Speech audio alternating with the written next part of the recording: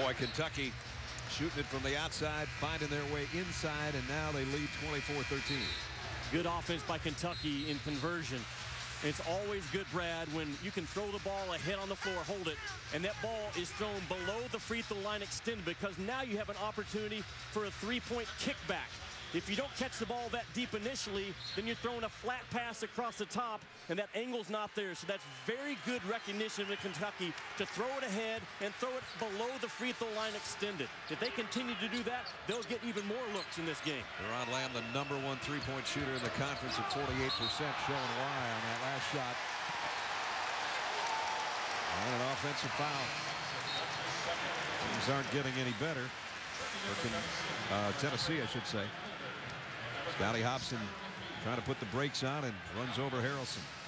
Remember the wall Bruce Pearl was talking to his guys about? Kentucky just threw up a big Blue Nation wall on Scotty Hobson. Now Hobson might have to sit the rest of the half, or a good portion of it. He still has 8 minutes and 20 seconds remaining. Deron Lamb got open again. Back-to-back threes. He's in his zone right now. Kentucky up 14, and their fans all up.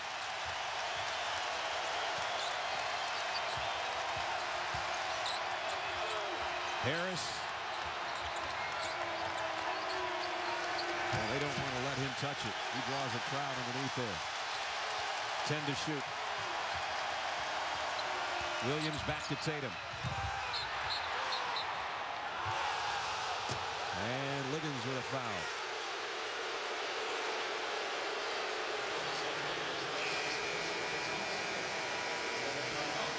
Cameron Tatum down, but he'll be getting up. John Calipari will be talking with Shannon when we return. 14-point Kentucky lead now, 7:43. And Shannon talked with John Calipari just a moment ago. Coach, today at shoot-around, you stressed the importance of rebounding. How has your team responded to that? Not bad. We started off with a little bit of jitters, turned it over way too much.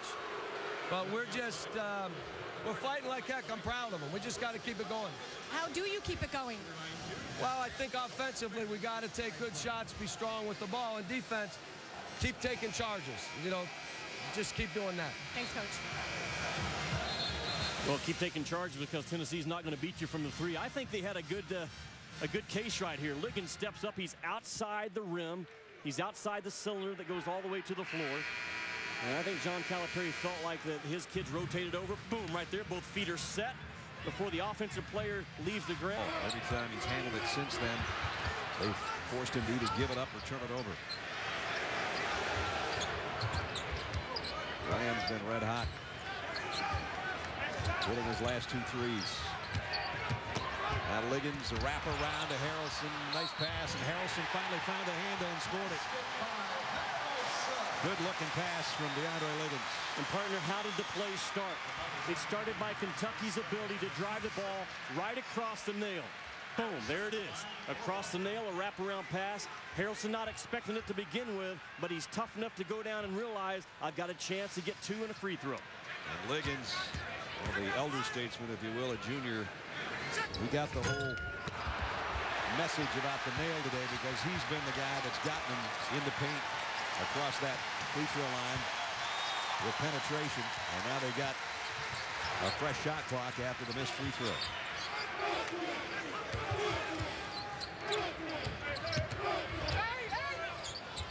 There's Liggins on a floater. DeAndre Liggins having a big first half here. Lead up to 17. Brian Williams missed in close, and Harrelson will clear it. Kentucky on a roll. Until right there, they just barely were over and back.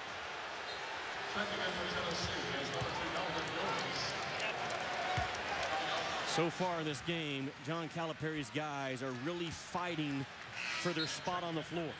Tennessee's a team that will grab and hold you and keep you from getting to where you want to go. And Kentucky right now fighting through that contact and getting to the spot that they want to be at. That's very important.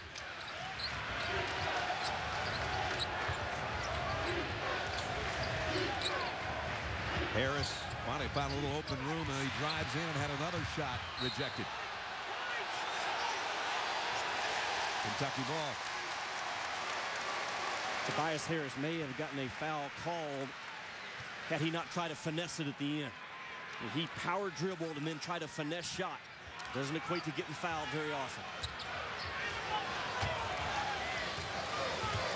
Might get fouled, but you won't get the call. That's it.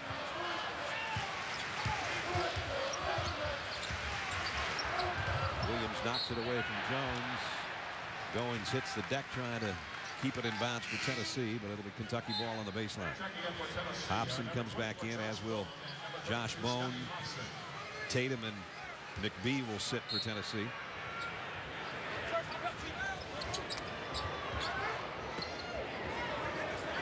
If ever Tennessee needed a 100% Scotty Hobson, they needed him tonight, and he's not 100%.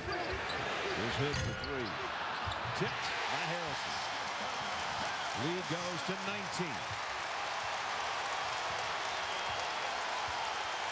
That was a very soft shot by John Hood. He's a good shooter, and good shooters miss to make sure you get an offensive rebound opportunity.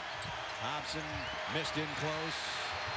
Williams gets a handle on it, and he's fouled from behind by Hood.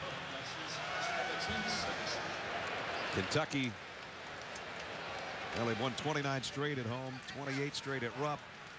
So the home has been good to them. 18-0 last year, but 1-4 on the road.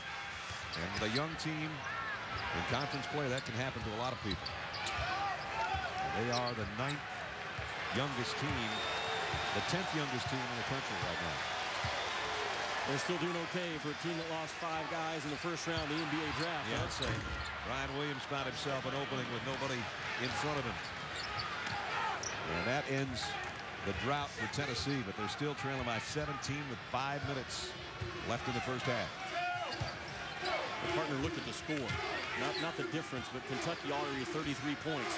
Bruce Pearl wants this game in the 60s. Kentucky has it to the pace that they want to play. Lamb pull-up jumper. And Williams will pull off the miss.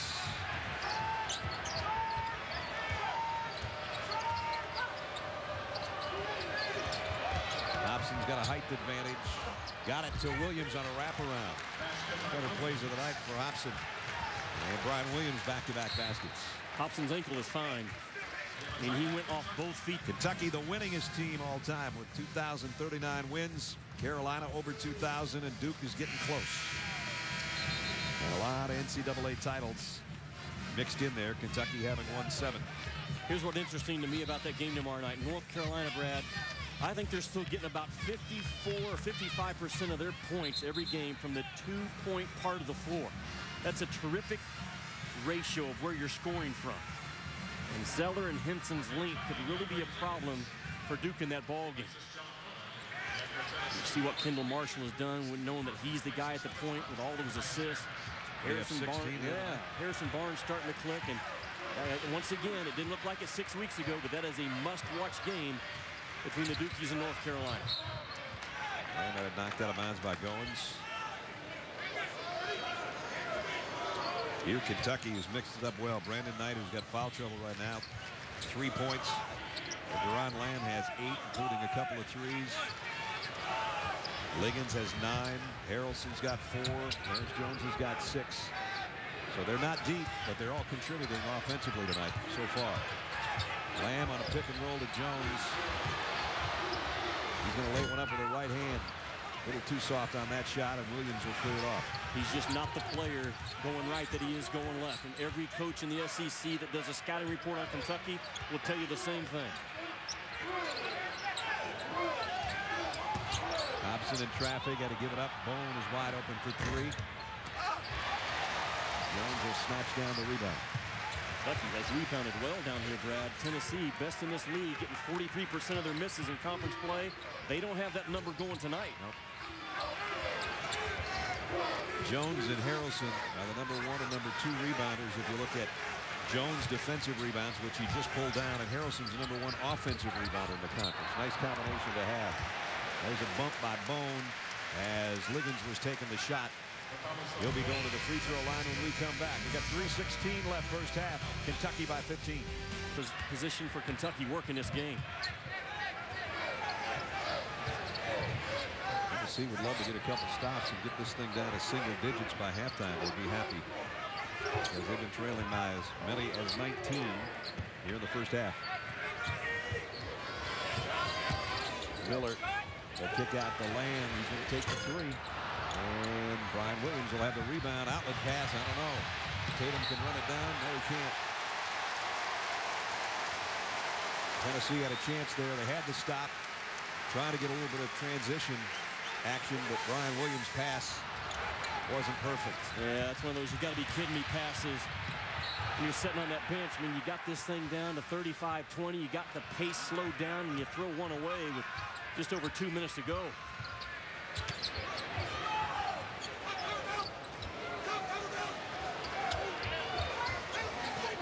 And around a pit, didn't take the shot, gets it back to Liggins. And jump ball, and possession's going to go to Tennessee. DeAndre Liggins just completely opened himself up as a driver. I mean, he drove the basketball with his shoulder squared up at the rim. I mean, you might as well drive the basketball with a sign on your head that says, "Please come steal it." And you've got to protect that basketball and have some leverage and angle, use your shoulders. Wow. Well, let's see if Tennessee gets a good shot this trip. If they get a shot this trip. Harris walks. Back-to-back turnovers when Tennessee had an opportunity to get this thing down to maybe 35-24 or better. And they've blown both opportunities here. Each team with 10 turnovers. It's way too many already. As Kentucky is actually number one in the conference, only turning it over about 11.5, 11.4 to be exact per game. Brad, I get Terrence Jones a basketball on this trip right here. Let him post up inside and let him go to work. There's the touch. There's the strip. And here's a 3-on-1.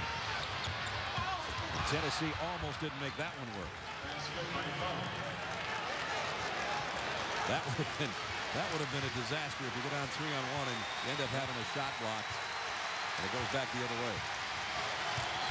Bring our attention back to the score of the game. Kentucky on pace to score 70. 3 minutes ago, they're on pace to score 80. And now Tennessee running right now with a 5-on-2. This would be big if it goes. And it does by Bone. Without Brandon Knight on the court. He's been out with 2 fouls for quite some time.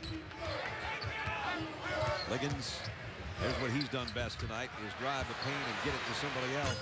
Miller missed a 3, though. Tennessee can get it to that single-digit mark if they score this trip. Goins backs it out. There's about 2 seconds difference. Shot clock and game clock. Brett, I would take the last shot if I'm Tennessee, because you have a pretty good feel-good moment right now just being down 10. You might be down only 7 or 8 depending on what happens. Don't let Kentucky get his shot off to end this half. Don't end it with a turnover. Brian Williams, the Bone. They get it back inside to the big fella. The kick to the corner. Here goes the 3. And it's good by Goins. Big, big run here by Tennessee to make it a ball game. And it's very, very much a ball game. Kentucky 35, Tennessee 28. Boy, what could have been.